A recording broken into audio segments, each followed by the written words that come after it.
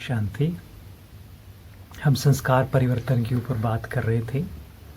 हमने पहले जो दो विधियों की बात की संस्कार परिवर्तन की, एक तो वो थी जिन संस्कारों के होने का कारण हम दूसरों को समझते हैं, और दूसरा जिन संस्कारों का कारण हम खुद समझते हैं, जिसमें हम कहते हैं कि व्यक्ति जो है वो इंट्रापर्सनल होते हैं, जिनका इमोशनल इंटेलिजेंस बहुत वीक होता है और हर एक बात को वो मन में रखते हैं, अपनी बात को एक्सप्रेस नहीं कर पाते। किसी को अपनी बात बतानी हो तो बता नहीं पाते हैं, जिसके कारण वो उदास हो जाते हैं, रूठ जाते हैं, ज़िद करते हैं।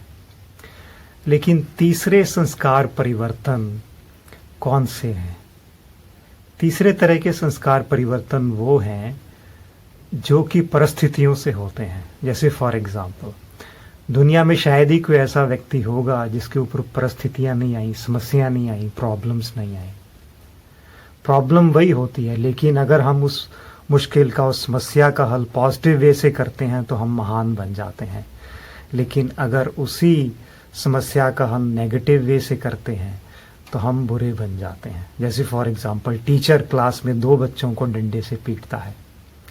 एक बच्चा ये कहता है कि टीचर को मेरी वजह से बहुत दुख हुआ, इसको मुझे डंडे से पीटना पड़ा। टीचर दुखी हो रहा है, मैं कल से बहुत अच्छा बन के दिखाऊंगा, होमवर्क करके आऊँगा, बहुत अच्छी तरह से पढ़ाई करूँगा। और वो स्टूडेंट बहुत आगे बढ़ जाता है।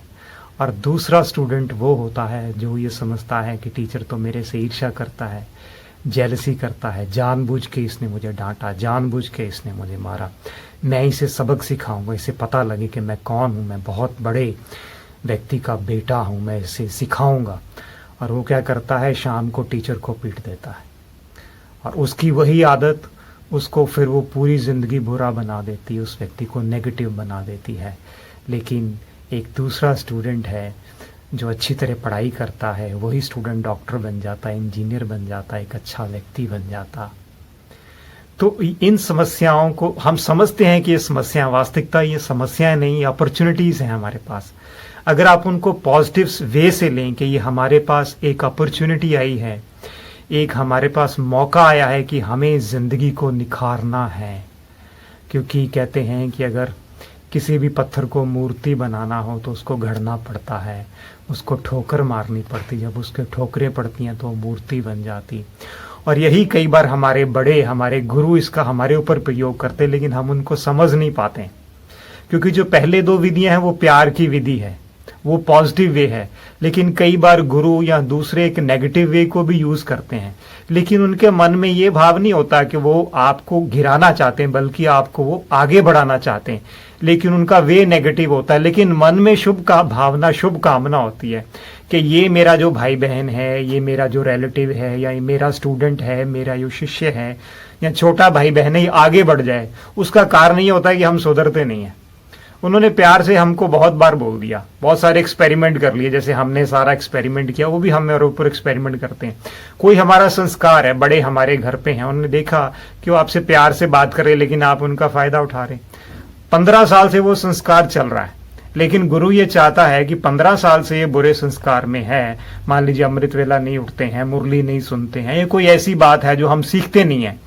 वो हमें सिखाना चाहते हैं, खाना बनाना सिखाना चाहते हैं, सफाई करना सिखाना चाहते हैं, निरंकारी बनना सिखाना चाहते हैं, लेकिन हम नहीं सीख रहे हैं। 15 साल हो गए। अब गुरु को ये पता है कि 15 साल इसने ऐसे व्यतीत कर दिए, तो अगर सारी जिंदगी ऐसा करता रहा तो ये फेल हो जाएगा।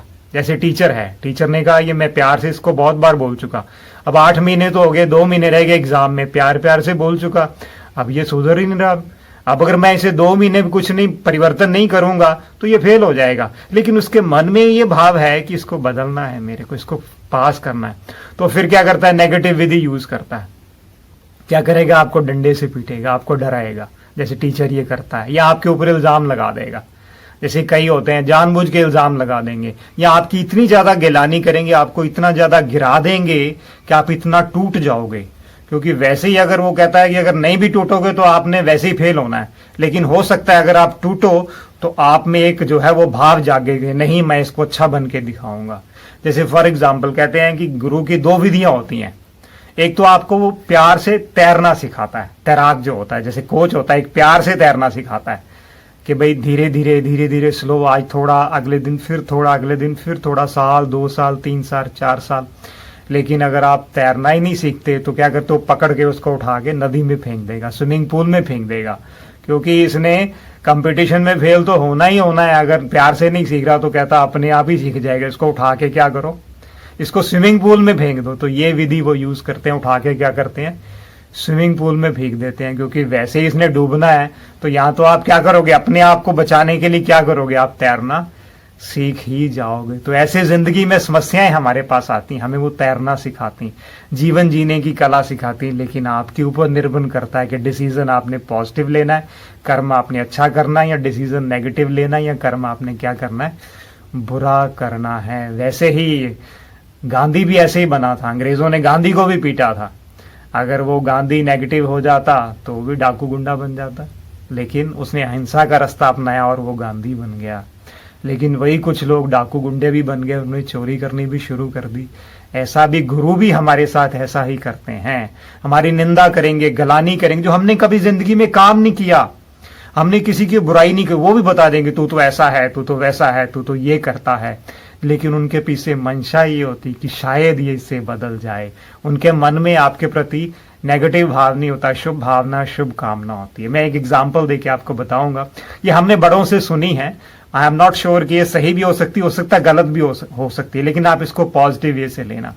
कहते हैं कि ब्रह्मा बाबा ने, हमारी जो दादी प्रकाशमणि थी, वो इंचार्ज बनी ब्रह्मा बाबा के बाद। लेकिन हमने ये सुना है कि जब ब्रह्मा बाबा साकार में थे और दादी प्रकाशमणि उनसे मिलने आई, दादी प्रकाशमणि तब बॉम्बे में सेवा करती थी, तो बाबा को उनको परखना था और उनको आगे बढ़ाना था, उनका टेस्ट लेना था कि ये कहाँ तक पक्की बनी है। तो बाबा ने उनको कहा तू तो बहुत ज्यादा सेवा करती है और वहां कोई बहुत अमीर राजा है बॉम्बे में, तेरा उससे क्या हो गया, लगाव हो गया, तेरा उससे दिल लग गया। तो दादी को बहुत बुरा लगा कि बाबा ने मेरे को ऐसे कैसा कह दिया, मैंने तो पूरा जन्म बाबा के ऊपर जो है समर्पण किया और बाबा ने मुझे कैसे कह दिया। बाबा ने कहा अच्छा तुम पांडव भवन से निकल जाओ। तो दादी ने क्या किया, दादी कहते हैं कि पांडव भवन की दहलीज पे बाहर जाके बैठ गई कि नहीं बाबा, मैं तो सदा तेरी हूँ, तेरी ही रहूंगी, तेरे ही दर पे हूं और तेरा दर कभी छोड़ के नहीं जाऊंगी, और मेरे मन में आज तक कभी किसी के प्रति संकल्प नहीं आया। तो बाबा तो ये निश्चय को टेस्ट करना चाहता था कि बच्ची का कितना निश्चय है, कहीं उसमें अहंकार तो नहीं आ जाता, मैंपन तो नहीं आ जाता, क्योंकि बाबा को पता था कि इस बच्ची को आगे जाके यज्ञ संभालना है, यज्ञ की बागडोर संभालनी है। और इतना बड़ा व्यक्ति ब्रह्मा बाबा, जिनके प्रति उनके मन में इतनी श्रद्धा थी, भावना थी, दया था, ना कि दादी की बल्कि सभी यज्ञवत्सों की, सभी भाई बहनों के इतना प्यार था। और वो बाबा से कभी ऐसा एक्सपेक्ट नहीं कर सकती थी कि बाबा मेरे ऊपर ऐसा इल्जाम लगा देगा। लेकिन बाबा तो टेस्ट करना चाहता था। बाबा ने देखा दादी 3 घंटे हो गए, ना कुछ खाया ना पिया, बाहर बैठी है। तो फिर बाबा खुद ही बाहर आए। बाबा ने कहा बच्ची पास हो गई। तो कई बार बड़े हमको आगे बढ़ाने के लिए नेगेटिव तरीके से भी हमारे संस्कार बदलना चाहते हैं। कई बार बाबा मुरली में भी कहता है बच्चे स्वयं को स्वयं ही सजा दो। कई बार कहता है धीरे धीरे बढ़ो, कोई बात नहीं, माया तो आएगी, संकल्प तो आएंगे, हमारे बहुत जन्मों के कर्म हैं, बुरे कर्म हैं, आप ज्ञान में आगे बढ़ोगे तो ऐसी समस्याएं आएंगी, ऐसे विचार आएंगे, ऐसे संकल्प आएंगे जो आप सोचे भी नहीं होगे, बल्कि लौकिक में भी आपको। कई बार बाबा प्यार से हमको बढ़ाता है, लेकिन कई बार बाबा ऐसे भी कहता है कि नहीं बच्चे, खुद को सजा दो, मुंह में मुर्रा डाल दो, भोजन मत करो, एक दिन का भोजन, अगर तुमसे कोई अवज्ञा हो गया, अमृत वेला मिस हो गया तो आज सारा दिन खाना नहीं खाना है। या आंखों में बाबा कहता है तेल डाल लो। तो खुद को सजा दो। अगर आप ये समझते हो कि मेरा ये संस्कार परिवर्तन नहीं हो रहा है लेकिन मुझे करना है, तो दोनों विधियां, हमारे गुरु इसको अपनाते हैं या हम भी इसको अपना सकते हैं। बल्कि मैं तो लौकिक में भी एग्जाम्पल दूंगा कि एक भाई ने, कोई बदल नहीं रहा था, शराब नहीं छोड़ रहा था एक भाई, उसके परिवार ने पूरी कोशिश कर ली कि शराब छोड़ दे, शराब छोड़ दे। तो भाई कहता है, और दूसरे भाई ने विधि बताई, उन्होंने क्या, कहा ये शराब क्यों नहीं छोड़ता। वो बहन कहने लगी कि मैंने अपने पति को बहुत बार बोल दिया शराब नहीं छोड़ रहा है, बच्चों ने भी बोल दिया। उसने कहा ये कौन सी बड़ी बात है, 2 मिनट में शराब छोड़ देगा। उसने कहा कैसे, उसने कहा मैं बताता हूँ।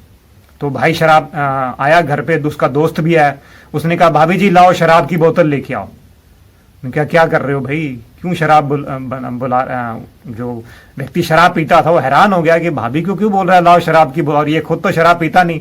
उसने कहा लाओ आज हम सब इकट्ठे बैठ के शराब पीएंगे, भाभी पिएगी, बच्चे भी पिएंगे। और वो जो भाई शराब पीता था वो हैरान हो गया, कहता है मैं तो ये शराब पीता हूँ, ये लड़की जो मेरी बीवी ये क्यों शराब पिएगी, मेरे बच्चे। उसने कानों को हाथ लगा ली कि आज के बाद मैं शराब जो है वो नहीं पीऊंगा। एक भाई अमृत वेले नहीं उठता था, उसको जॉब बिजनेस करना था। उसने कहा उसकी बीवी को, अच्छा अमृत वेले नहीं उठता है? उसने कहा नहीं उठता है। तो कहता ठीक है कोई बात नहीं। सुबह सुबह उसने क्या किया, कपड़े निकालो उसके, इसके कपड़े जला देना। अलमारी से जो उसका सबसे बढ़िया पैंट कोट है ना, सुबह सुबह 4 बज के उठा जला देना, देखता है कैसे नहीं उठता।